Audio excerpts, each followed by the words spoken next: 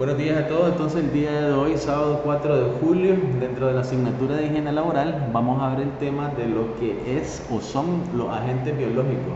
En la clase pasada habíamos visto las generalidades de lo que es la higiene laboral, habíamos visto los agentes físicos, químicos, y el día de hoy vamos a ver lo que son los agentes biológicos a los que están expuestos los trabajadores, y vamos a ver a nivel de qué perfil son los riesgos para los trabajadores en cuanto pues a lo que es agentes biológicos.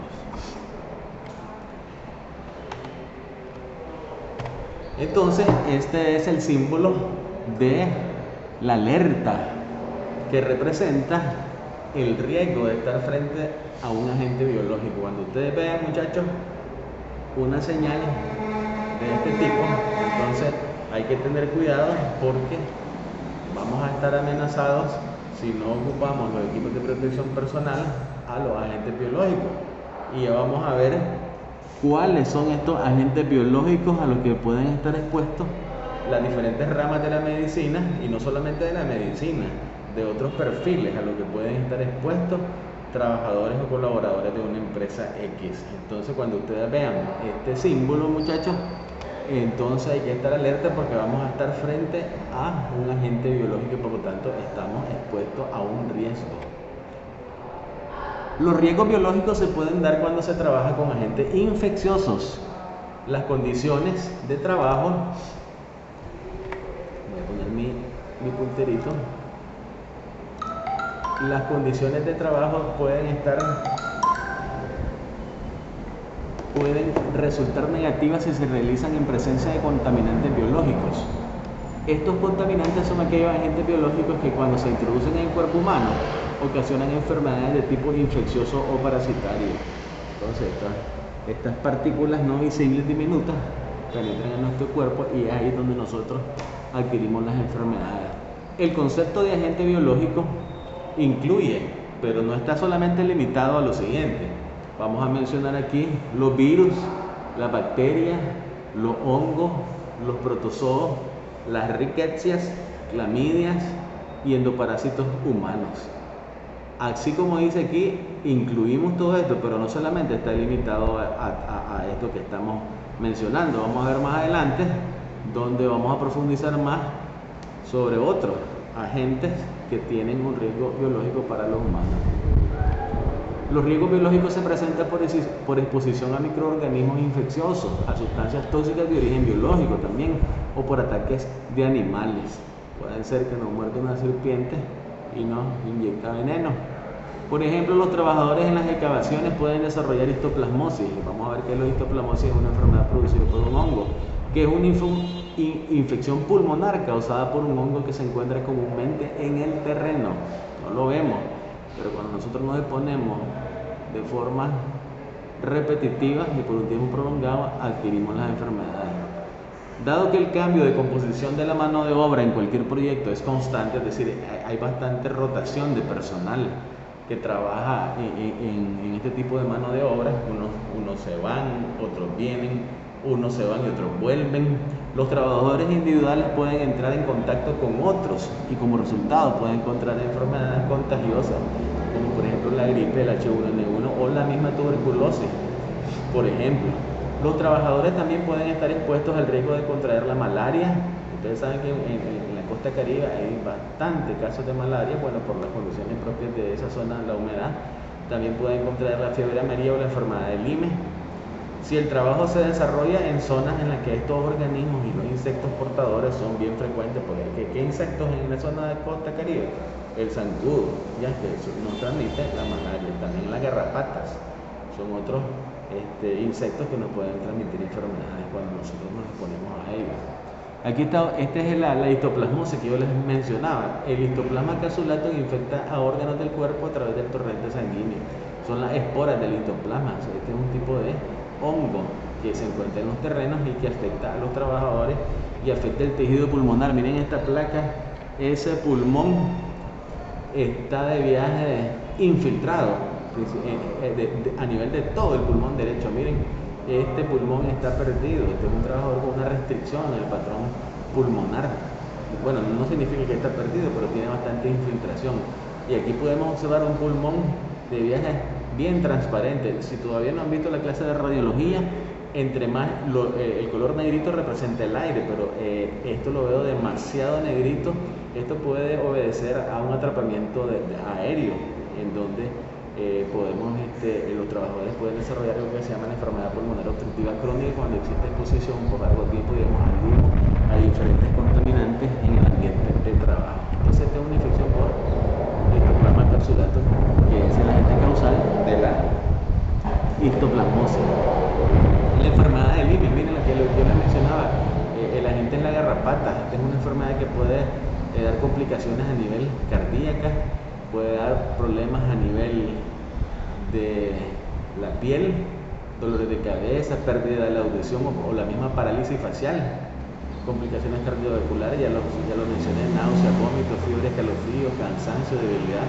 Mire, esta fiebre y escalofrío en países tropicales como el nuestro se puede confundir hasta con malaria, con dengue, pero sin embargo es una enfermedad de Lyme. Y el agente causal no es el zancudo, sino que es la garrapata. Estamos hablando de enfermedades adquiridas cuando nosotros nos exponemos a agentes biológicos. Las sustancias tóxicas de origen vegetal provienen de la hiedra venenosa. Un ejemplo de esto, los arbustos venenosos y ortigas venenosas que causan sarpullidos en la piel. Miren qué interesante. El aserrín de algunas maderas puede producir cáncer y existen otras, por ejemplo la del cedro rojo occidental, que causan alergia. Qué interesante. El aserrín de algunas maderas puede producir cáncer. ¿Cuántos trabajadores aquí están expuestos al aserrín? Los ataques por animales son raros, pero se pueden producir cuando un proyecto de construcción les causa molestia o invade su hábitat. Eso es normal. Aquí se pueden incluir las avispas, las hormigas rojas, las serpientes y muchas otras. Los trabajadores bajo el agua pueden sufrir el riesgo de ataques por tiburones y otras especies de peces. Estos son los buzos que se dedican al comercio de mariscos, como en la costa caribe también. Las vías de penetración del ser humano. Hay principalmente tres vías: la vía respiratoria, la vía dérmica o a través de la piel, la vía digestiva y la vía parenteral, la cual las enfermedades se transmiten a través de las heridas. La vía respiratoria a través de la inhalación de las partículas a las que estamos expuestos. Las sustancias tóxicas que penetran por esta vía normalmente se encuentran en el ambiente difundidas o en suspensión a base de vapores, de gases o aerosoles. Es la vía mayoritaria de la penetración de sustancias tóxicas, la vía respiratoria. ¿Ya? Más que la vía dérmica, más que la vía digestiva y más que la vía parenteral. Acuérdense de esto, que es bien importante. La vía respiratoria es la vía mayoritaria de la penetración de estas sustancias tóxicas. La vía dérmica por contacto con la piel, en muchas ocasiones sin causar erupciones ni alteraciones notables. La vía digestiva a través de la boca, el esófago y el estómago, donde llegan todos los alimentos que ingerimos, y los intestinos. Generalmente cuando existe el hábito de ingerir alimentos, bebidas o fumar en el puesto de trabajo. Imagínense esa gente que está comiendo, bebiendo dentro de su puesto de trabajo. No se puede, por eso siempre el trabajador tiene que tener un lugar específico donde ingiera sus alimentos. No podemos estar, en el caso de los médicos, estar comiendo a la par del paciente. Ya, los pacientes sí, porque no pueden salir de su cama, pero el personal debe de salir a su lugar específico donde ingiera sus alimentos. La vía parenteral se refiere al contacto con las heridas que no han sido protegidas debidamente. Son heridas que, por ejemplo, no están cubiertas en gasas ni apósitos, sino que están así, al aire libre. Es una fácil puerta de entrada para el microorganismo y sobre todo a los agentes biológicos. ¿A quién afectan estos agentes? Se encuentran a todos aquellos que se encuentran expuestos a ellos, principalmente en los centros sanitarios. Ahí van en grupo los enfermeros, los médicos, el personal de laboratorio, los técnicos de rayos X, los radiólogos, el personal de apoyo, los camilleros, los conductores, todo este personal que trabaja en el área sanitaria. Aquí mencionamos enfermeros, médicos, como les decía.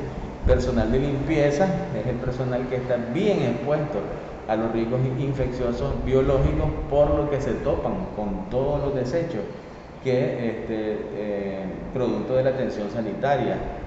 La lavandería, la gente de la lavandería está expuesta a todas esas pijamas que salen de la sala de operaciones. Imagínense cuántos contaminantes, por ejemplo, donde hay atención de parto, donde estas pijamas, estas sábanas fueron ocupadas en operaciones, ¿ya? Trabajadores de textiles, etcétera. Entonces, no solamente los médicos, las enfermeras, sino también todo el personal, en el caso de los hospitales, está involucrado en estar expuesto a los riesgos biológicos. Las características de los agentes biológicos presentan 4 características que los identifican. Uno es la contagiosidad, la patogenicidad, la virulencia y el poder de invasión. ¿En qué consiste la contagiosidad? Es la capacidad que tiene de propagarse, de llegar de un individuo a otro, el agente infeccioso. La patogenicidad es la capacidad de un agente infeccioso de producir la enfermedad, y un huésped susceptible es el grado o la capacidad que tiene la gente de enfermar al huésped susceptible. Acuérdense de la cadena de transmisión, cómo estaba comprendida. La virulencia es el grado de patogenicidad de un agente infeccioso indicado por las tasas de letalidad y por su capacidad de invadir y lesionar a los tejidos del huésped. Imagínense que es la capacidad de invadir y lesionar a los tejidos, es decir, a las células del huésped susceptible. El poder de invasión es la aptitud de la gente para propagarse después de su penetración en el organismo, es decir, ya el organismo o el agente infeccioso le abrieron la puerta, entonces la capacidad que él tiene para llegar a todos los rincones del huésped, a eso le llamamos el poder de invasión. Los riesgos de contaminación por agentes biológicos. Aquí mencionamos que los agentes biológicos usados en los procesos productivos, por ejemplo, aquí observamos lo que es los cultivos de miel, donde están las abejas. Aquí tenemos también un riesgo de contaminación por agentes biológicos, ya lo mencionamos al inicio.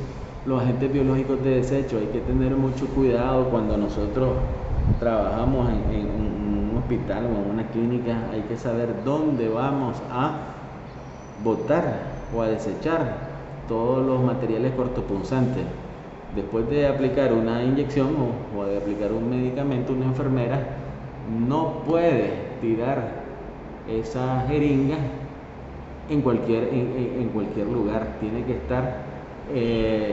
que desecharse en un lugar donde está indicado, por ejemplo, donde están las bolsas rojas. Las bolsas rojas representan que ese desecho contiene agentes biológicos. Entonces hay que tener mucho cuidado también en las casas nuestras. Cuando nosotros vamos a botar la basura, muchachos, no tiremos las jeringas o todos los vidrios, los materiales cortopunzantes a las bolsas, porque los señores de los recolectores de la basura pueden adquirir cualquier enfermedad producto de la forma en que nosotros desechamos y no clasificamos bien este tipo de desechos. Los agentes biológicos que proliferen en el lugar por acumulación de las basuras o por circunstancias naturales. Aquí vemos un lugar donde hay bastantes desechos y miren esa gente, bueno, aquí les hace falta, no sé si utilizan todos guantes, mascarillas. Toda esta gente está bien expuesta a cualquier enfermedad, desde el VIH, la hepatitis, etcétera, por estar en contacto con agentes biológicos. Existen 3 fuentes principales de agentes biológicos: los que aparecen por descomposición biológica de sustratos asociados a ciertas actividades, van a aparecer producto de la descomposición; los que se asocian a cierto tipo de hábitat, como las bacterias que se encuentran en redes de abastecimiento de agua; y 3, los que proceden de individuos que hospedan a un agente patógeno, como la tuberculosis. Hay personas que hospedan al bacilo de Koch. Entonces estas personas en determinados momentos que sufren cierto grado de inmunosupresión van a producir síntomas, de lo contrario solamente van a ser portadores que pueden contagiar a otras personas. Normalmente cuando existe inmunosupresión en los pacientes con VIH es donde aparecen las enfermedades como tuberculosis, problemas, entre otros problemas, porque el grado de inmunidad baja en ese momento.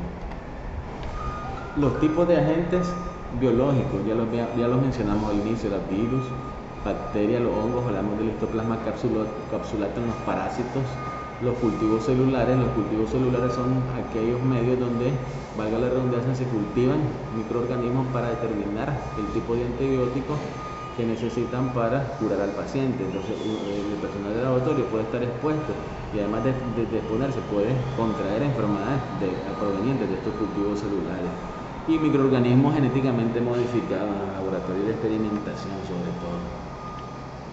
Los virus, miren qué interesante con esto de los virus, más ahora con el contexto que estamos viviendo.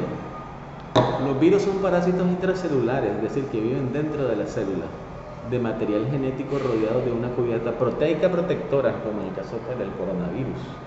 Fuera del huésped son inertes, es decir, que fuera del huésped ellos no pueden sobrevivir, pero dentro entra en una fase dinámica en la que puede replicarse, es decir, se multiplica llevando a cabo lo que no pueden hacer por sí solos. Ellos necesitan de nosotros, de los seres vivientes, y necesitan vivir dentro de nuestras células para poder ellos ejercer o seguir viviendo. De lo contrario, son inertes. Se propagan pasando de una persona a otra, causando nuevas enfermedades. Las enfermedades virales pueden ser endémicas o epidémicas, como por ejemplo tenemos el SIDA, la hepatitis, la gripe aviar, la influenza, entre otras. Y ahora con el coronavirus. Entonces, acuérdense de esto, que los virus sobreviven solo a nivel intracelular. Las bacterias son microbios unicelulares de muy poco tamaño, pequeño tamaño. Algunas producen esporas resistentes a las condiciones adversas. La producción de esporas lo hacen las bacterias para sobrevivir al medio adverso que las rodea. Incluso que dicen que soportan 100 grados Celsius de temperatura, que penetran en el organismo convirtiéndose de nuevo en bacterias y produciendo una enfermedad.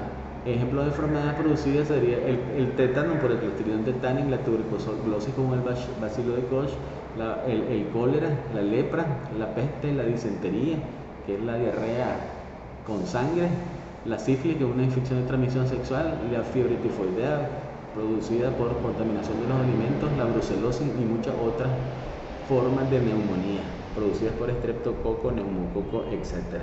Entonces hay diferencia entre lo que son los virus y las bacterias.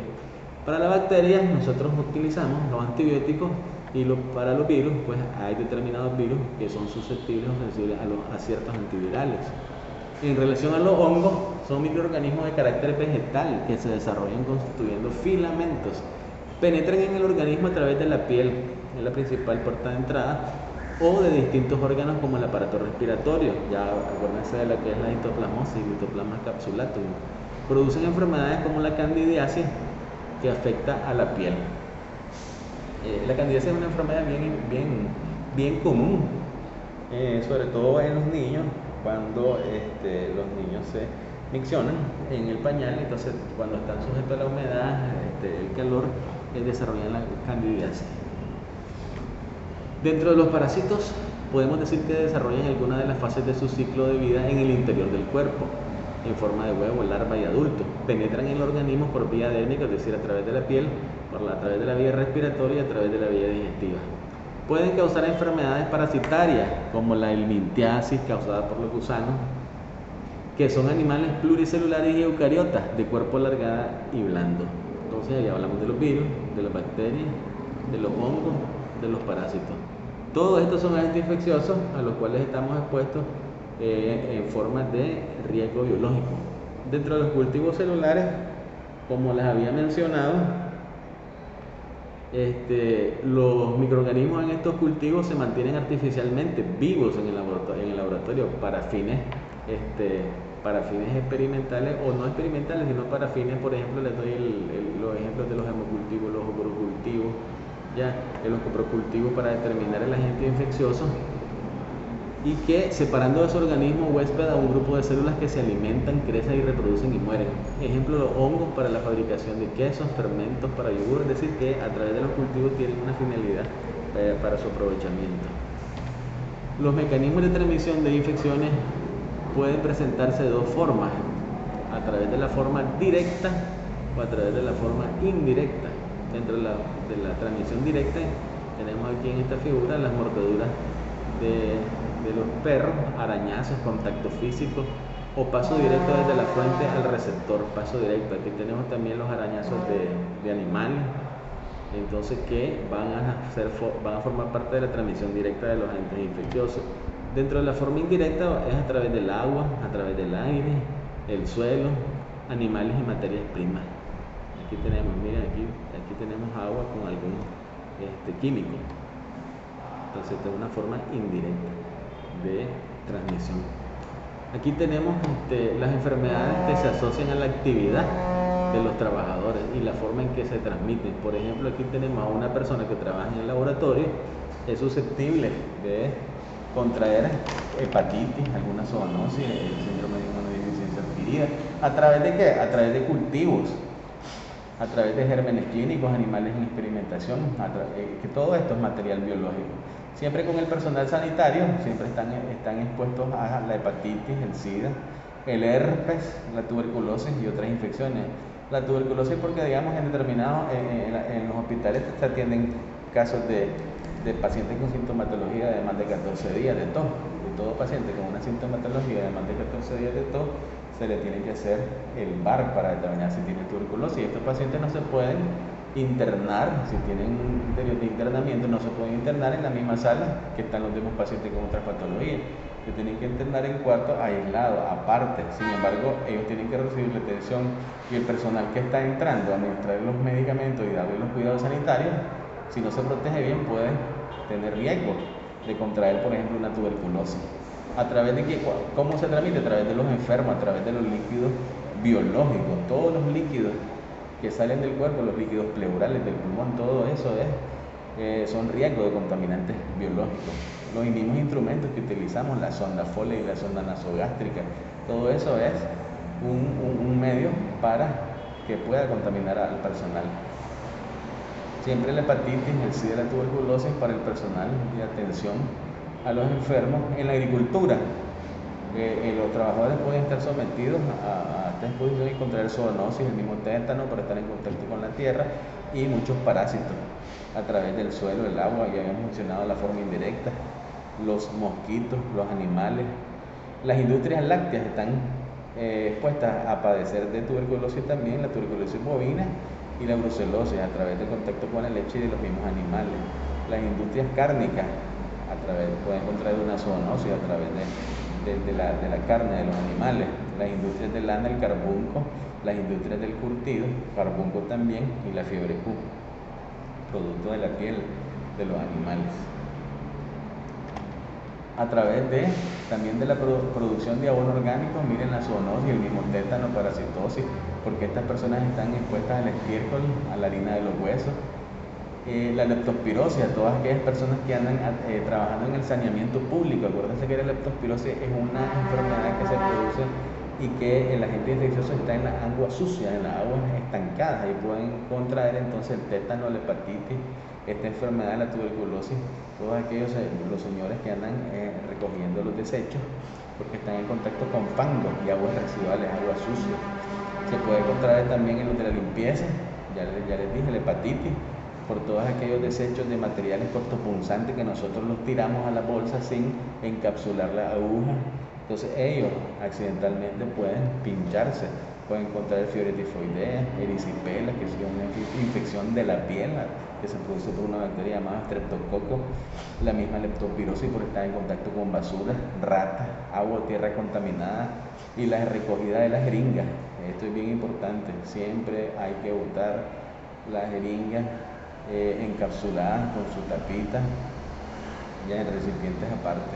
Las personas que trabajan en las minas, en las zanjas, en las alcantarillas, pueden encontrar también el tétano, la leptospirosis, la anquilostosomiasis, porque están en contacto con tierra contaminada y herramientas contaminadas. Los veterinarios pueden contraer una zoonosis a través de los animales y a través de las personas que se dedican a las trabajadoras sociales. Pueden adquirir el VIH, la hepatitis, enfermedades de transmisión sexual como la candidiasis, la gonorrea, etc. ¿Por qué? Porque están en contacto sexual con personas infectadas y que a la vez no se protegen. Dentro de la clasificación de los riesgos biológicos, podemos decir que las podemos clasificar en 4 grupos. El primer grupo son aquellos riesgos biológicos poco probables de causar enfermedad. El grupo 2 pueden causar enfermedad y ser un peligro para los trabajadores con poca probabilidad para que se propague a la comunidad, solamente a nivel del perfil de trabajo. El grupo 3, cuando pueden causar una enfermedad grave en el hombre y representa un peligro para los trabajadores con riesgo de propagarse a la comunidad. Existe profilaxis y tratamiento para esto. Y el grupo 4 es cuando causa la enfermedad grave que pone en peligro la salud del trabajador, muy probable que se propague a la comunidad. Imagínense, no hay profilaxis ni tratamiento, entonces el grado 4 de clasificación de los riesgos biológicos es el más grave y que causa mayor impacto negativo en la comunidad. Entonces ya van a ser problemas de salud pública.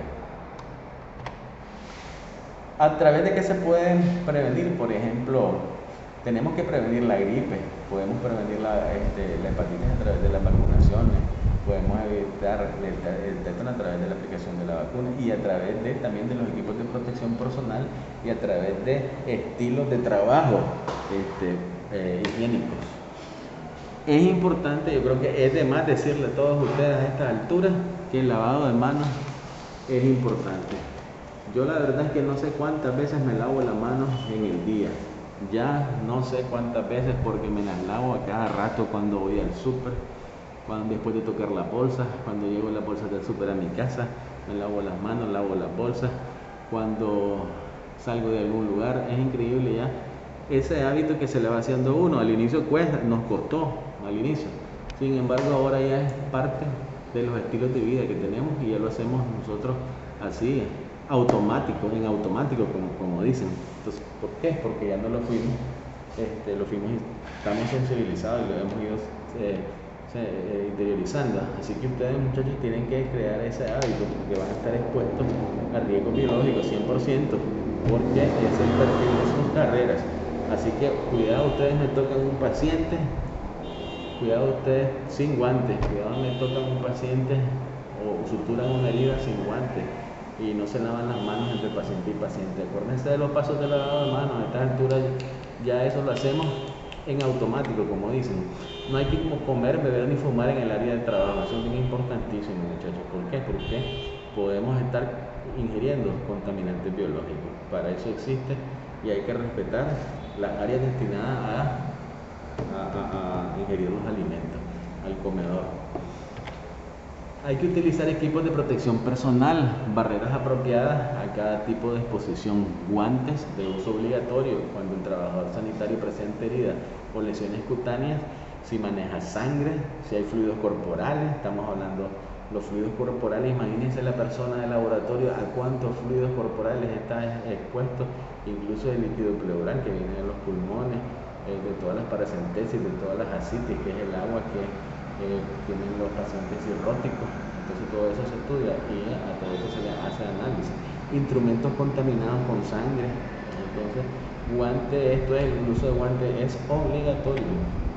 El uso de mascarilla en la atención a pacientes con enfermedades de transmisión por vía aérea como la tuberculosis, y ahorita todo el mundo tiene que andar su mascarilla por la gotita. Podemos encontrar meningitis o el riesgo de aerosoles. Entonces es importante los equipos de protección personal como la mascarilla, la protección ocular en procedimientos de riesgo de salpicadura.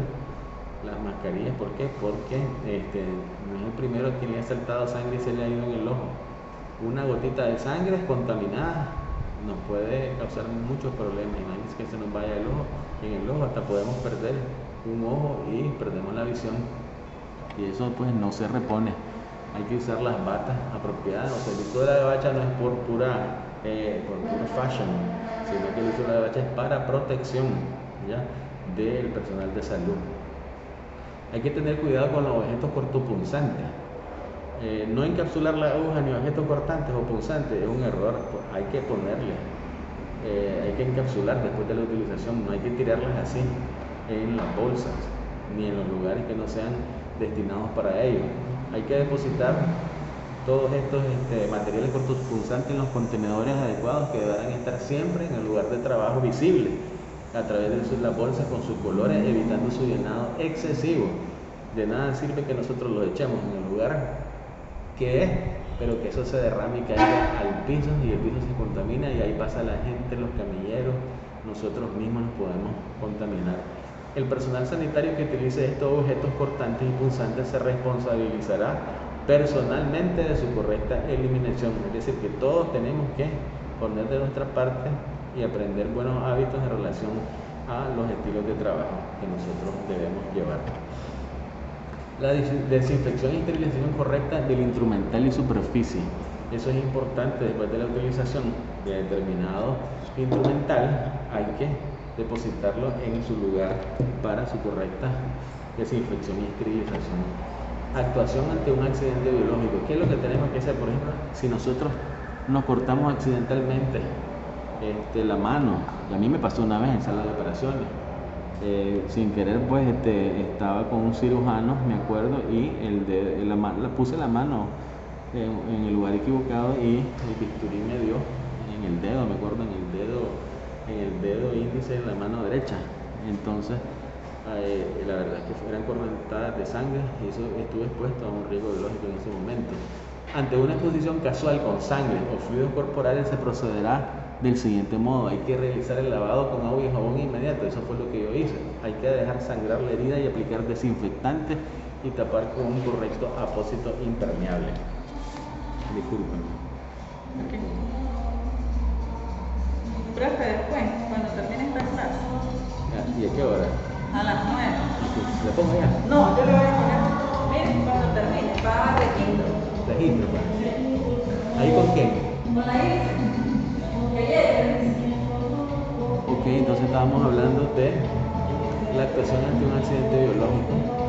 Las vías de penetración, todo esto ya lo mencionamos a través de la vía inhalatoria, que es la vía respiratoria, la vía aérea, la piel, la vía parenteral, a través de las heridas que no son cubiertas adecuadamente, y la vía digestiva. Ahí es donde podemos tener la puerta de entrada para diferentes agentes. Bueno, muchachos, el día de hoy esa fue la clase. Ahí les voy a poner la tarea. Entonces fue la clase los riesgos a agentes biológicos. Si tienen alguna pregunta, muchachos, hasta el momento, o si tienen inquietudes de las clases pasadas, lo podemos dejar un momento para eso, cualquier duda.